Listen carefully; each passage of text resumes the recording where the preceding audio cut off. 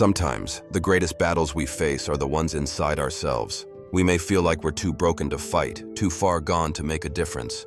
But every fight, every decision, every moment we stand tall in the face of danger, that is what defines us. So I ask you, when life gives you a choice between fear and courage, which one will you choose? Will you hide or will you fight? Ezra Blackwood stood on the porch of his cabin, his eyes scanning the valley that stretched out before him. The land was vast, open, empty, and quiet, but Ezra knew better than to let the silence fool him. He'd spent enough time in the wilderness to recognize the signs of danger long before it arrived. The sun hung low in the sky, casting long shadows over the dry earth, but it wasn't the sunset that had his heart pounding in his chest. No, it was the unmistakable sound of hooves in the distance, soft at first, but steadily growing louder. Ezra's hand instinctively gripped the rifle that hung by the door, his fingers twitching as he stepped closer to the edge of the porch, his boots silent against the wooden floor. The wind was shifting, carrying the faintest scent of smoke. Smoke signals, Ezra thought, his mind racing. 4 different peaks. The signals were rising, thick and black, each one a reminder of the danger that was closing in on him. It was too late to run now. He could feel the pressure mounting in his chest, the weight of the decision hanging like a storm cloud. Ezra had fought in enough battles to know when the storm was coming, and this wasn't some random raid. This wasn't a few scattered warriors looking for supplies or revenge. This was something planned, something organized. This is war. The Apache had made their move, and they weren't here just to threaten him. No, they were here to end it all. He counted the riders as they appeared along the ridgelines. They moved like shadows, swift and calculated, hundreds of them at least, their faces painted for war, their eyes focused and determined. Ezra swallowed hard, the taste of dust on his tongue as the realization hit him like a physical blow. There's no escape, not anymore. If this story resonated with you, share it with someone who needs to hear it. Like, subscribe, and hit the notification bell for more Wild West stories that remind us of the strength we all have inside. Together, we'll keep fighting for what matters. His gaze flicked toward the narrow pass that led into the valley, the only way in or out. He knew it was already being watched. Every route he could take, every chance he had to run was being cut off. There was no hiding now. Behind him, he could hear the creak of the door as Martha stepped out onto the porch. Her presence was a quiet weight, a reminder of everything he had hoped for, everything he'd been waiting for. She was here on her way to him, and she had no idea what she was walking into. Ezra turned, meeting her gaze as she stepped closer, her face still holding the weariness of her long journey. "Martha," he said, his voice rough, his throat dry, "I'm afraid you're riding straight into a storm." Her eyes widened, concern flickering across her face. "What do you mean?" Ezra didn't answer at first. He couldn't. His mind was still racing, the pieces of the puzzle clicking into place with terrifying speed. The warriors outside, their smoke signals, the way they were positioning themselves. This wasn't just about me anymore.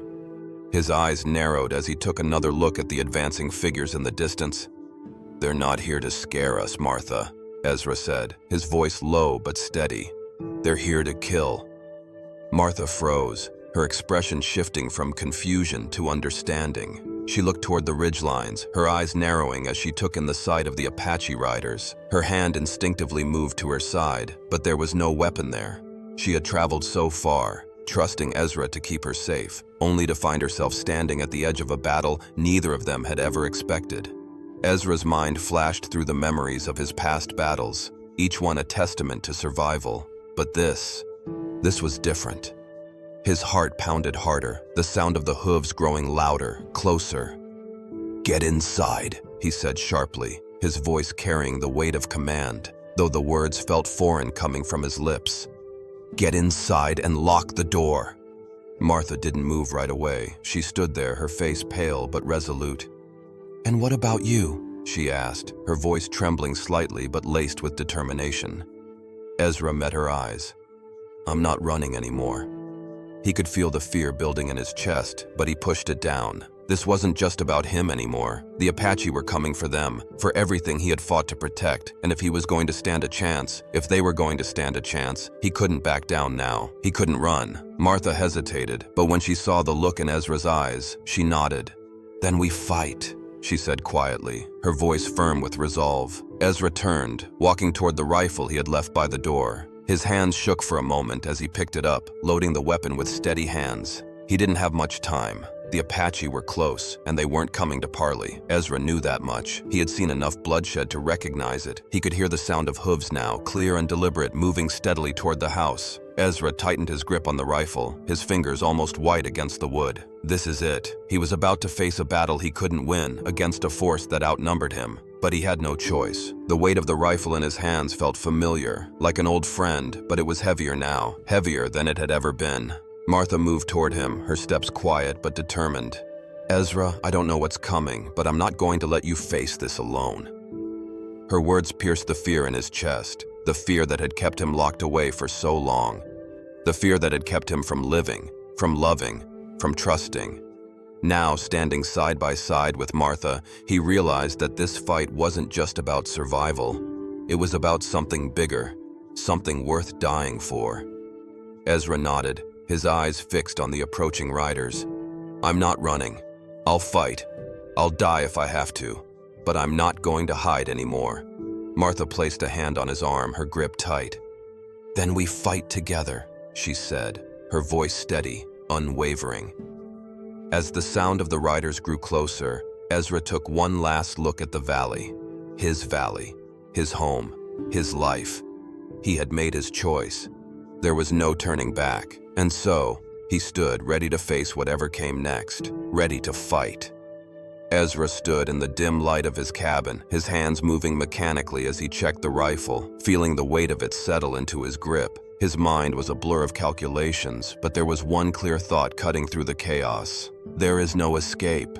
The Apache warriors were closing in on him, and the one thing he knew for certain was that he wasn't going to die alone. The women, the Apache women who had sought refuge in his cabin just hours before, were now a part of this battle. They were more than just survivors. They were warriors in their own right, ready to fight for their lives. But none of them had any real preparation, no battle plans, no strategy. They were outnumbered, outgunned, and surrounded. All they had was their will to survive. Ezra glanced over at them as they gathered, their faces grim, determined. Ayanna, the leader, was sitting on the floor sharpening a knife, her eyes scanning the room, taking in the weight of the situation. The others were doing the same, quietly preparing, but none of them spoke. There was no need to say anything. They all knew what was coming. Martha, however, was different. Since the moment she had stepped off the stagecoach, she had watched, listened, and learned. The woman who had arrived expecting a quiet life was now facing something much more dangerous. She wasn't going to sit idly by while Ezra and the Apache women fought for their lives.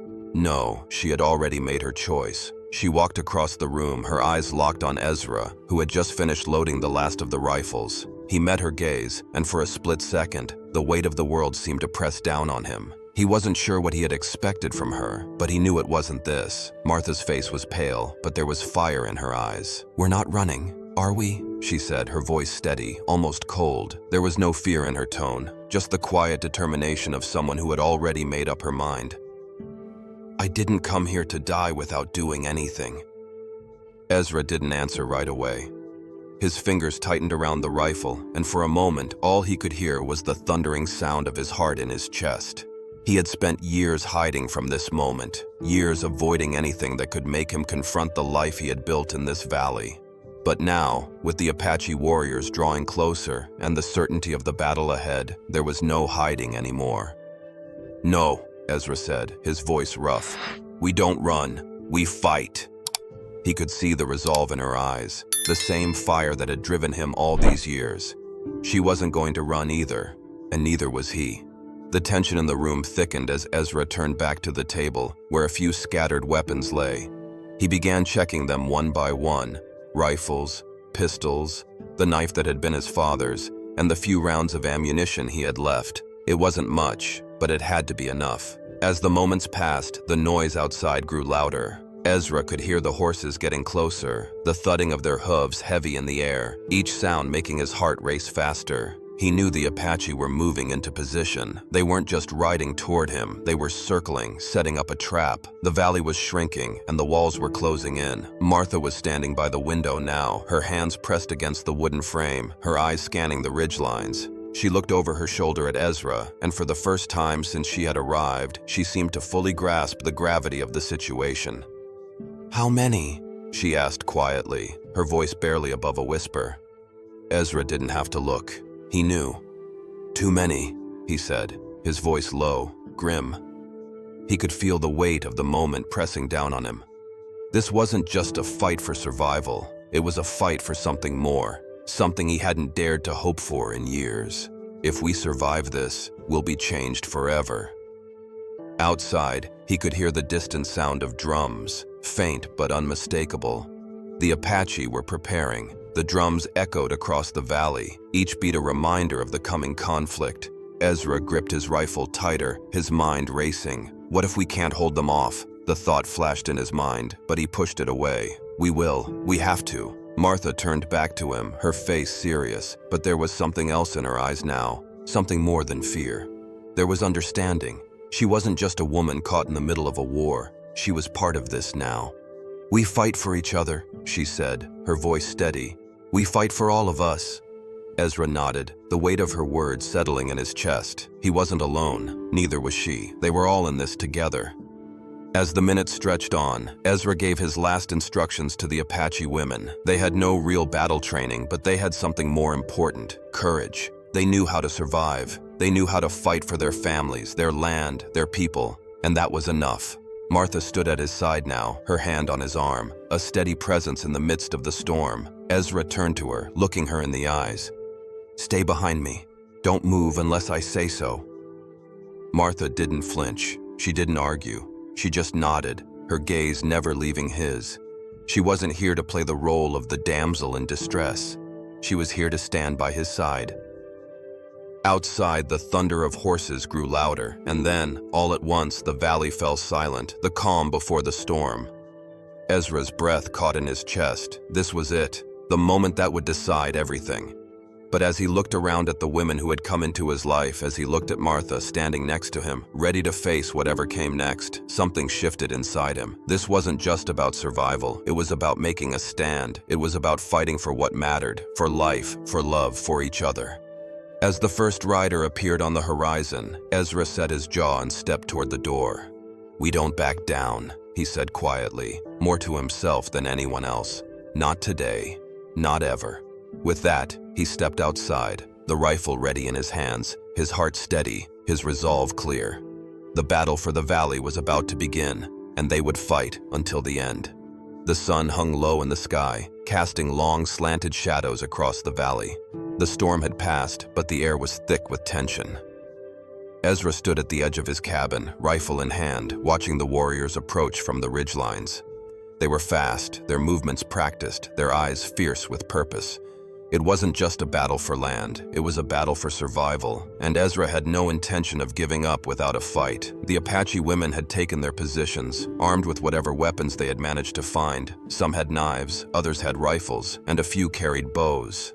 They were ready, but it was clear that they were outnumbered and outgunned. Ezra could see that their hope wasn't in their weapons, it was in their will to fight, and that was something he could work with. He had seen enough battles in his time to know the score. The soldiers were coming, a full force, and they weren't interested in negotiation. Ezra had fought for his life before, but this time, it wasn't just his life on the line. It was the lives of the women who had trusted him. The first shots rang out, breaking the silence. A sharp crack that echoed through the valley. Ezra dropped to a knee, firing off a round, his eyes focused on the soldiers advancing from the ridge. They were coming fast, their rifles trained on the cabin, and Ezra knew that if they couldn't hold them off, it was all over. The Apache women fired their rifles in quick succession, the sharp sound of gunfire cutting through the air. But it wasn't enough. The soldiers advanced relentlessly, their tactics more refined, their firepower overwhelming. Ezra's heart pounded as he watched the women around him struggle to hold their ground. They were brave, but they were up against an enemy with superior numbers and training. "Keep your heads down," Ezra shouted, his voice gruff with the weight of the moment. He could hear the quick footfalls of the soldiers getting closer. There was no more time to waste. They had to make a move or they would be crushed. He stood, raising his rifle and firing again, his eyes scanning the battlefield.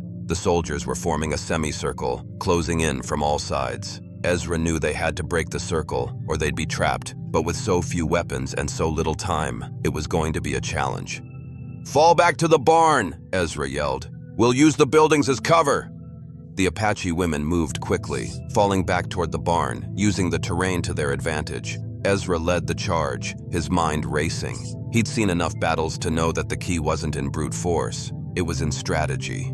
The soldiers were stronger, but they were predictable. They would come at them head-on, trying to force them into submission. Ezra had to outsmart them. He ducked low, moving behind the barn, and began to guide the women into defensive positions. They weren't soldiers, but they had one thing that Ezra knew would make the difference. They knew the land. They knew the terrain better than any soldier ever could. The women had spent years living on this land, hunting, surviving, knowing every rock, every tree, every ridge, and that gave them an edge. Ezra glanced over at Martha, her face set with determination. She was holding her own, firing at the advancing soldiers, her movements quick and calculated. He could see the fear in her eyes, but it wasn't enough to stop her. She had chosen to fight, and she was going to see it through. "We don't have to win by strength," Ezra muttered under his breath. "We win by being smarter." He watched as the soldiers advanced again, their ranks tightening. They were closing in, forcing them back toward the center of the valley. Ezra's mind raced. "We need to break their line. We need to take out their commanding officer, and that will throw them into disarray." "Martha!" Ezra called, his voice steady but urgent. "I need you to cover the left flank. Get to that ridge and take out the man with the flag. He's the one leading them." Martha didn't hesitate. She gave him a quick nod, understanding the importance of the mission. She grabbed a rifle, ducked low, and disappeared into the shadows, moving swiftly toward the ridge. Ezra turned his attention back to the soldiers. He could hear them shouting commands, but he wasn't paying attention to them anymore. He was watching the movements, looking for the weakness, the opening. Suddenly, one of the Apache women shouted, and Ezra snapped his head toward her. She was down, her body slumped behind the rocks where she had been taking cover. Another woman was kneeling beside her, trying to pull her out of the line of fire. "No!" Ezra shouted, running toward them. "Get her out of there, now!" He fired around, hitting a soldier who was making his way toward the wounded woman. The soldier dropped, his body hitting the ground with a sickening thud. But Ezra couldn't stop. He couldn't afford to. The soldiers were getting closer, and Ezra could feel the pressure mounting. He could see the men advancing, their rifles raised. There was no retreat, no way out. It was do or die. He had to make a stand. He fired again, this time at a soldier who was too close, too ready to strike. The bullet hit its mark, and the soldier crumpled to the ground. But Ezra wasn't finished yet. He moved forward, his feet heavy in the dust, the weight of the rifle pushing him forward. He could see the soldiers now, their faces set with grim determination. They were coming for him. And this time, they weren't going to stop.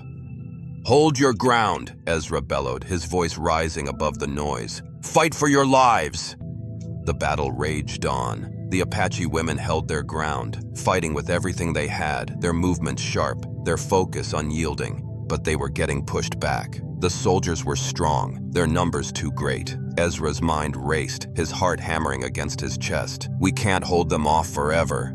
And then, as the soldiers began to push forward, there was a sudden shift. The sound of drums, deep and resonating, echoed through the valley. The Apache warriors were no longer holding back. They were coming. Ezra could see the flash of their war paint, the fearsome determination in their eyes. The balance of the battle was about to shift. The soldiers were caught off guard. Their lines faltered, their ranks shifting as they tried to adjust to the new threat. The Apache warriors surged forward, their battle cries filling the air like a storm breaking loose. Ezra felt a surge of hope. Maybe, just maybe, they had a chance. But the fight was far from over. As the Apache warriors pushed forward, Ezra and the women held their ground. They didn't have the numbers, but they had something more. They had each other. They had the land. And for the first time since the battle began, Ezra saw something in the eyes of the women that had been missing before. It wasn't fear, it was defiance, and together they fought. But Ezra knew that no matter the outcome, the cost of this battle would be high. The price of survival was always steep.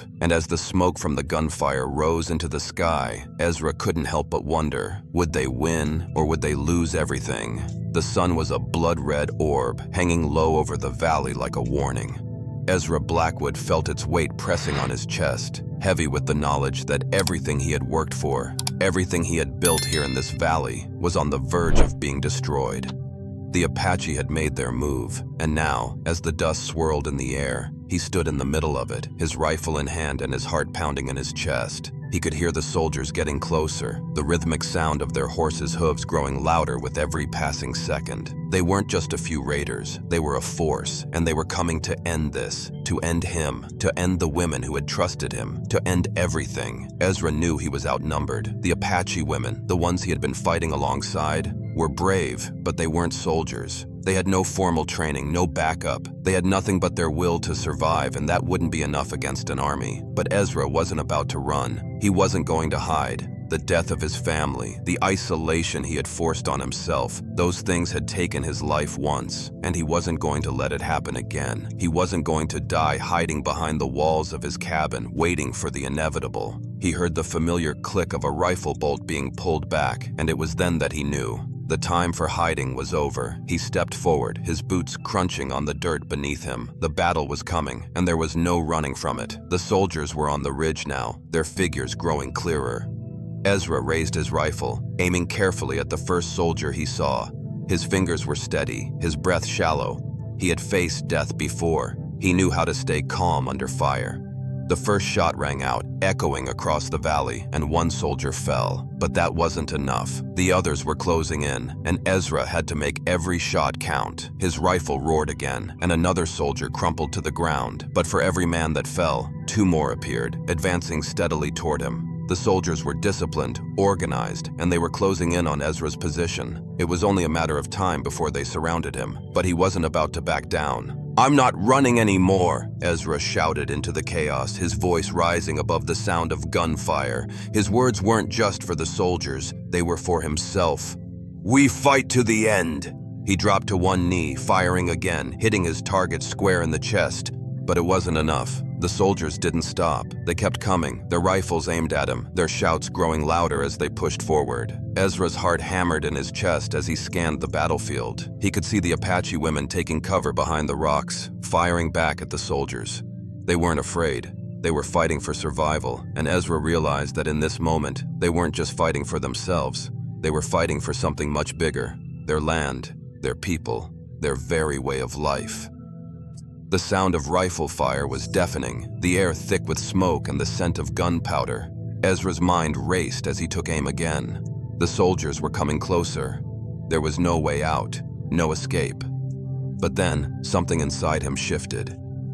"I'm not running," he reminded himself. "This is my fight. This is my stand." Ezra raised his rifle once more, his eyes narrowing on another soldier. He fired, watching as the man dropped to the ground, but his victory was short-lived. The soldiers weren't giving up. They were relentless. A bullet zipped past Ezra's ear, and he ducked instinctively, feeling the rush of adrenaline surge through him. He had to keep moving, keep fighting. The Apache women were counting on him. They all were. He could hear the sound of their cries, their battle calls echoing through the valley, spurring him on. They were warriors, every one of them, and they would not give up. Ezra stood firing again and again, his body moving on instinct now. He wasn't thinking about the odds. He wasn't thinking about how outnumbered they were. He was thinking about survival, about the people behind him, about the future that was slipping away with every soldier that came closer. The battle raged on, and Ezra felt his strength begin to waver. He was tiring, his movements slowing. He had fought in enough battles to know when the end was near. He was on the verge of exhaustion, but there was no time to stop. He had to keep fighting. For them, for Martha. The soldiers were almost on top of him now. Ezra fired one last shot, hitting his target, but the impact barely slowed the soldiers down. He could hear them shouting, their voices closing in. It was then that he saw something in the distance. A movement, a flash of dark figures riding fast toward them. The Apache reinforcements had arrived. The cavalry was here. The soldiers, realizing they were being flanked, hesitated. The sound of hooves pounding against the earth filled the air, and the soldiers began to retreat, their formation falling apart as panic set in. Ezra's heart soared with a mix of relief and disbelief. The battle wasn't over yet, but they had a chance now. The Apache warriors poured into the valley, their war cries echoing through the hills. Ezra looked at the women, his heart swelling with pride. They had done it, they had fought, they had stood their ground, and together they had turned the tide of the battle. But it wasn't just the battle that had been won. It was something more. Ezra had faced his demons, he had faced the soldiers, and he had stood firm. He had fought for his life, for the lives of the Apache women, and for a future that was no longer just a dream. It wasn't just about survival anymore. It was about living. It was about choosing to stand, to fight, to protect what mattered. As the dust settled and the soldiers fled, Ezra dropped to his knees, breathing heavily. His rifle was still in his hands, but the battle was over, for now. "We did it," he whispered, his voice hoarse, as he looked at the Apache women who had fought beside him. They had won, and together they had found something more valuable than survival. They had found hope, and for the first time in years, Ezra Blackwood allowed himself to believe that maybe, just maybe, it was worth fighting for. The battle raged for what felt like hours, the sound of gunfire and cries echoing across the valley. The soldiers had come with overwhelming force, but they hadn't counted on the fierce determination of the Apache women and the steady hand of Ezra Blackwood. They fought with everything they had, their desperation turning into strength. But no matter how many soldiers they took down, the Apache warriors couldn't keep up with the constant pressure. Every time they fired, another wave of soldiers seemed to appear, surrounding them from all sides. Ezra's chest burned with the weight of every shot he fired, every soldier he took down. He wasn't just fighting for his own life anymore. He was fighting for the lives of these women, for the lives of the people who had trusted him. He was fighting for something bigger than survival, and yet, with every bullet that flew, he couldn't help but feel the nagging sense that it might all be for nothing. The smoke from the battle was thick in the air now, the wind carrying the scent of gunpowder and blood. Ezra felt his hands shaking as he reloaded his rifle, his mind spinning with the relentless sound of gunfire. He could feel the Apache women moving beside him, their bodies tense, their eyes sharp. They weren't backing down. None of them were. Then, just as quickly as it had started, the gunfire began to slow. Ezra paused, his rifle still raised, listening. The soldiers were retreating. They had realized they couldn't take the position. They had underestimated the Apache, underestimated the strength that came from desperation. Ezra let out a breath he didn't realize he'd been holding. He turned to look at the women around him, their faces grim, their bodies worn. The battle was over, but the price had been high, too high. He could see the fallen comrades, Apache warriors who had given their lives to protect this place, to protect each other. He knew that the cost of survival was not just in blood, it was in sacrifice. The Apache had lost, but they had gained something too, respect. For the first time, Ezra realized they weren't just fighting for survival, they were fighting for their dignity, their place in a world that had sought to erase them. Ezra sank down next to the fire, his body heavy with exhaustion. The night had fallen, but it felt like a different world now. The fire crackled in front of him, the warmth doing little to ease the ache in his bones. His rifle lay beside him, its cold steel a reminder of everything that had just transpired. He looked around at the women, their faces illuminated by the flickering flames. They were alive. They had made it through the battle, but at what cost? Martha was sitting a few feet away, her face pale but resolute. She had seen death today, more death than she ever thought she would. But she was still here, still fighting, still standing. Ezra looked at her and something shifted in his chest. He had known her as a stranger, a woman who had come to him with nothing but trust and a hope for a new life. Now he saw her as a partner, someone who had shared in this battle, in this fight for survival. One of the Apache women, Ayana, approached him quietly, her eyes hard but grateful. Ezra had led them through the fight, but it wasn't just his leadership that had kept them alive. It was their unity. It was the bond they had forged in the heat of battle. They weren't just allies, they were comrades. They had fought for each other, and now they were survivors. Ezra felt something in him stir, a feeling he hadn't experienced in years. Hope. It was a strange word, one he hadn't used in a long time. He had been living a life of survival, one step after another, too afraid to think beyond the next day. But now, sitting here with these women, watching the flames dance in front of him, he realized something. This fight hadn't been just about survival. It had been about something more. It had been about meaning. It had been about living. He leaned back, staring into the fire, his voice barely a whisper. "You've lived through a battle, Ezra. You can't go back now." He couldn't go back to the man he had been, the man who hid away from the world, too afraid to trust anyone, too afraid to fight for something that mattered. He couldn't go back to the isolation that had defined his life for so long. Not after this. Ezra's eyes shifted to Martha, and he saw in her face the same realization that was slowly sinking in his own heart. They had fought together, and together they had made it through. This wasn't just survival. It was the beginning of something new. They had both found something in this fight, something worth fighting for. He let out a long breath, his gaze still fixed on the fire. "I won't go back," he said again, this time with more conviction. "Not to the life I had before. I'm done with that." The women around him sat in silence, their faces solemn, but Ezra could feel the shift. They weren't just survivors, they were a community, bound together by something stronger than just the will to live. They had fought for each other and they had won, and in that victory they had found something more valuable than anything Ezra had ever known. The night stretched on, the sound of the fire crackling in the stillness. Ezra sat there, his body weary, but his soul stirred for the first time in years. The battle had been won, but the real fight was just beginning. He wasn't just fighting for survival anymore, he was fighting for a future. As the fire flickered low, Ezra looked up at the stars. They were clear tonight, brighter than he remembered. He felt a sense of peace settle over him, a peace he hadn't felt in so long. He had fought, he had lived, and for the first time in years, he had hope. Tomorrow, they would rebuild, together. And Ezra Blackwood knew that whatever came next, he wasn't facing it alone. "I'll fight for this," he whispered to himself, a promise to the women who had fought beside him, to Martha, to the Apache, to the life he was about to reclaim. And for the first time in years, Ezra felt like he had something worth living for. This story of Ezra Blackwood teaches us that the greatest battles in life are not always fought with weapons, but with the courage to stand up for what's right. Ezra spent years hiding from his past, avoiding the pain of loss and betrayal. But when faced with a battle for survival, he chose to fight, not just for himself, but for the people who trusted him. In doing so, he discovered that true strength comes from unity, from standing together with those who share a common purpose. The lesson here is clear. Sometimes the hardest decision is the one to stop running, to face the challenges head-on, and to fight for something bigger than yourself. Ezra didn't just fight for his own survival. He fought for a life with meaning, for the future of the Apache women, and for the possibility of redemption.